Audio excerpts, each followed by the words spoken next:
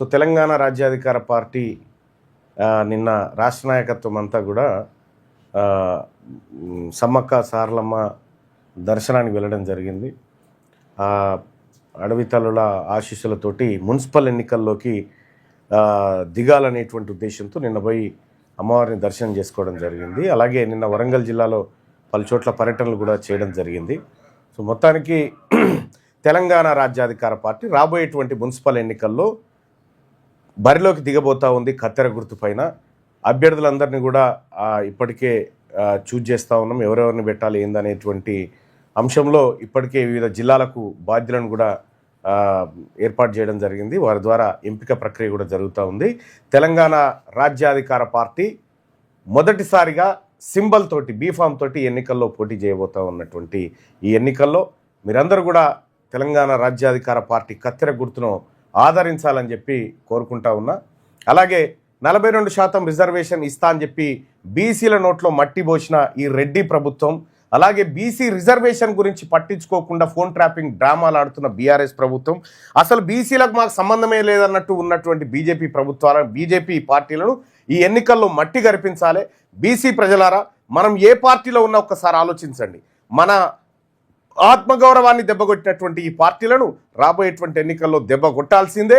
ఖచ్చితంగా ఈ పార్టీలకు ఇక రిజర్వేషన్ ఇవ్వకపోతే వీళ్ళు మనల్ని మొత్తం ఓడగొడతారా అనేటువంటి భయం ఖచ్చితంగా క్రియేట్ చేయాల్సిందే.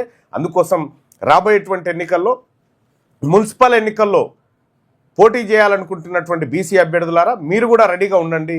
తెలంగాణ రాజ్యాధికార పార్టీ బలమైనటువంటి అభ్యర్థులను రంగంలోకి దించబోతా ఉంది. మీ అందరినీ కూడా రాజకీయంగా అకామిడేట్ చేయాలి. ఇంకా గాంధీ భవన్ కాడ ఆ రెడ్డి గారు తాన ఈ రెడ్డి గారు తాన పోయి అన్న టికెట్ అన్న నేను పోటీ చేస్తా, అన్న నేను నువ్వు కాదురా వాడు వచ్చింది ఎందుకు బై, బరాబర్ మన బీఫామ్లు మన దగ్గరే ఉన్నాయి. ఇంకా వాళ్ళ దగ్గర పోయి మనం అడుక్కోవాల్సిన పనే లేదు. మన బీఫామ్లు మన దగ్గర రెడీ అయినాయి. కాబట్టి మీరేం వరి కాకండి, మన పార్టీ ఉంది, తెలంగాణ రాజ్యాధికార పార్టీ. ఈసారి బలమైనటువంటి ఎన్నికల యుద్ధం చేయబోతా ఉంది తెలంగాణ రాజ్యాధికార పార్టీ. తెలంగాణ రాజ్యాధికార పార్టీలో నిన్న చాలామంది వరంగల్ జిల్లా నుంచి కూడా చేరడం జరిగింది. వాళ్ళందరూ కూడా స్వాగతం పలుకుతూ, సో తెలంగాణ రాజ్యాధికార పార్టీ ఒక నిర్ణయాత్మక శక్తిగా బీసీ యుద్ధంతో ఈ ఎన్నికల్లోకి దిగబోతా ఉంది. ఈ రాజకీయ పార్టీలకు నేను సవాల్ చేస్తా ఉన్నా. కాంగ్రెస్ పార్టీ 42% రిజర్వేషన్ మేము ఎగబెట్టినాం అని ముఖ్యమంత్రి రేవంత్ రెడ్డి అమరవీరుల స్తూపం కాడ ముక్కు నాలకు రాసి తప్పైపోయింది నా మీద ఊన్సూరు అని చెప్పండి. టీఆర్ఎస్ పార్టీ కూడా అదే చేయాలి. 34ను 19కి తీసుకొచ్చిన మునగాళ్ళు వాళ్ళదదే, బీజేపీ అదే. మీ వైఖరేందో స్పష్టమైపోయింది. మీరు రిజర్వేషన్ ఇవ్వడానికి సిద్ధంగా లేరు.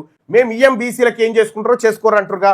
ఇప్పుడు బీసీల ఇండ్ల కాడికి వచ్చి ఓట్లు అడిగితే, బీసీల ఇండ్ల కాడికి వచ్చి మాది కారు గుర్తు, మాది చెయ్యి గుర్తు, మాది పువ్వు గుర్తు అని మీరు ఓట్లు అడిగితే అప్పుడు చెప్తాం మీ సంగతి. మా రిజర్వేషన్ ఎదురాబోయ్ అని అడుగుతాం. అప్పుడు మాట్లాడురుగా. ఏం మాట్లాడతారు?